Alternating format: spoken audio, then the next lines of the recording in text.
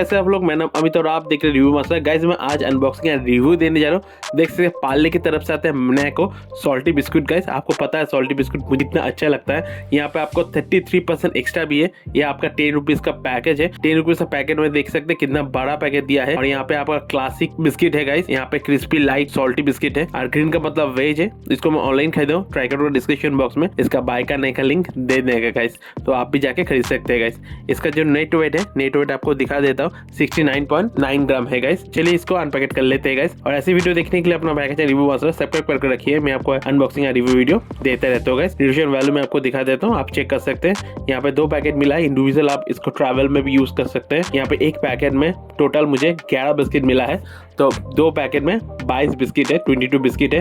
तो बिस्किट का क्वालिटी तो बहुत अच्छा है, पैकेजिंग क्वालिटी भी बढ़िया है। यहाँ पे इंडिविजुअल 2 पैकेट है, तो इंडिविजुअल आप दोनों पैकेट यूज कर सकते। जो बिस्किट है सॉल्टी है, खाने में अच्छा है, आप चाय के साथ तो बढ़िया लगता है गाइस। आप 2 3 4 5 जितना चाय खा सकते हैं गाइस। वीडियो कैसा लगा मुझे कमेंट करके बताइए। वीडियो अच्छी लगे तो एक लाइक कर दीजिए और ऐसी वीडियो देखने के लिए अपना मैकेज रिव्यू मास्टर सब्सक्राइब करके रखिए।